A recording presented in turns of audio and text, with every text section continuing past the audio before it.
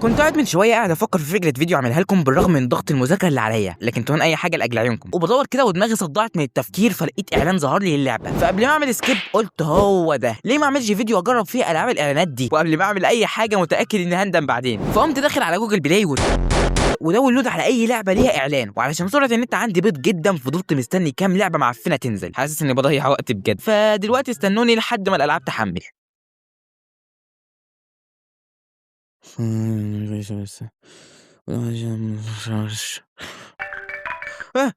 انا اسف على الكرنج اللي حصل ده، بس خلينا نكمل الفيديو. اكيد وانت بتلعب لعبه في يوم من الايام ومستمتع ومبسوط، لقيت مره واحده اتظرف لك اعلان في النص يخليك تقفل الموبايل وتخش تنام.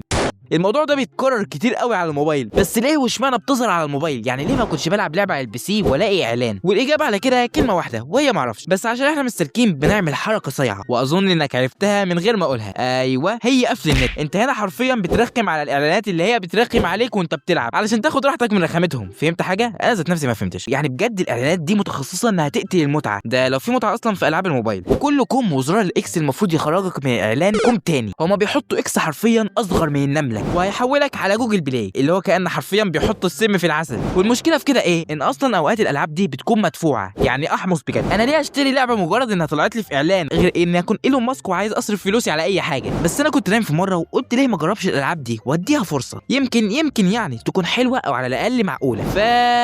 انا عارف اني خدت قرار غبي جدا وهندم عليه بعد الفيديو ده، بس مفيش خيار تاني. انا فاكر قبل كده كنت بلعب لعبه على الموبايل ولقيت اعلان اللعبه، والاعلان باين فيه ان اللعبه رايقه وجامده بجرافيك عالمي. انا طبعا شفت اللعبه وقلت اوف بوم تح، ايه الجمدان ده؟ ازاي اللعبه دي مش على موبايلي؟ ازاي؟ وقمت لامم هدومي وحاجتي ورحت على جوجل بلاي وحملت اللعبه، وانا قاعد بقى متحمس ومستنيها تنزل بفارغ الصبر عشان اتفاخر بيها قدام صحابي وباين اني عرفت احمل لعبه عالميه على الموبايل يعني وكده. وفعلا نزلت وبفتحها لقيت ازبل حاجه انت ممكن تشوفها في حياتك، لعبه بجرافيك يجيب عمى وشلل، جرافيك ماريو حرفيا احسن منها، والازرار بايظه وتقريبا ما فيهاش اسم صح غير اسمها. حرفيا لعبه زباله. وقلت ده المطور غبي علشان يعمل لعبه زي دي، لكن وقتها اكتشفت ان انا اللي غبي، لان اللعبه كانت واضحه في الاعلان انها لعبه بجرافيك عالمي، ولعبه بالجرافيك ده ممكن تاخد 3 جيجا او 4 جيجا مساحه بالميت خالص. لقيت مساحتها حرفيا مش مكمله 50 ميجا. انت فاهم يعني ايه قمه العبث ده؟ لان العاب الموبايل مش مهم اصلا يعملوا لعبه ناجحه، عايزين بس فلوس من الاعلانات اللي بيزهقونا بيها. يعني مش مهم بالنسبه لهم اللعبه تبقى ايه، المهم انها تبقى بتجيب فلوس. وعلى فكره في محركات حلوه جدا زي يونيتي تقدر تعمل منها لعبه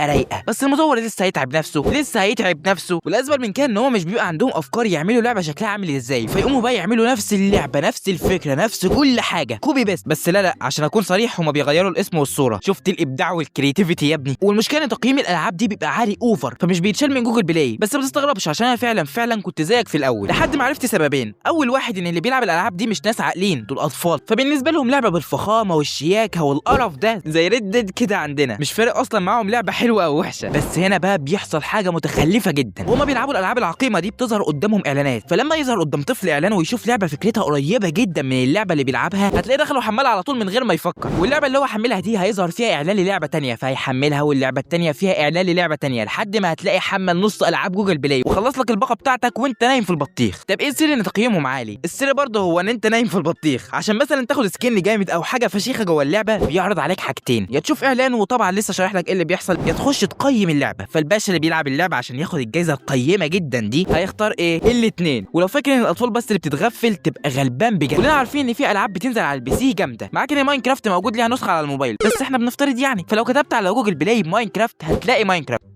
ومليون نسخه معاها مش اصليه. يعني ايه ده؟ المفروض ان ده الكريبر. وسيبك من كل ده، زرار التحكم لوحده واخد نص الشاشه، يعني انت كده مش هتشوف نص الشاشه بسبب صباع. واحنا افترضنا ماينكرافت بس، ما قلناش العاب تانية. انت متخيل كميه الالعاب البيضاء اللي ممكن تشوفها؟ فعلشان كده الجيمر بتاع الموبايل حرفيا بيعاني. فسواء انت ما عندكش بي سي او عندك بي سي تعبان زيي، فمبروك انت معانا في كتيبه الكحيانين. انا يمكن محدش هيصدقني، بس البي سي بتاعي تحت درجه الفقر تقريبا، يعني ممكن ياخد جايزه اكتر بي سي كحيان في العالم. ده في مره بفتحه وكنت بحاول انزل عليه لعبه تقيله شويه، فسمعت صوت المروحه بقى عالي جدا. واللي مش فاهم، فلما صوت المروحه يبقى عالي فهي بتحذرك بتقول لك كده اقفلني بسرعه اللي اعملها معاك. لكن المصيبه ان وقتها شميت ريحه حاجه بتسيح او بتولع، فقفلته بسرعه علشان خفت بصراحه، وفضلت وقتها ما بفتحوش تقريبا لمده 3 شهور. فيلا بينا نديهم فرصه ونخش على اللعبه الاولى. يا نهار اسود، ده ايه ده؟ اللعبه معموله بجنيه ونص حرفيا، وهي فكرتها ان المفروض تفضل تضاعف في العسكري اللي انت بتلعب بيه بس كده. ما تستناش اقول حاجه تاني، اللعبه التانيه مختلفه شويه، صدقني انا ما اعرفش فكرتها ايه، فتعالى نكتشفها مع بعض. انا حيوان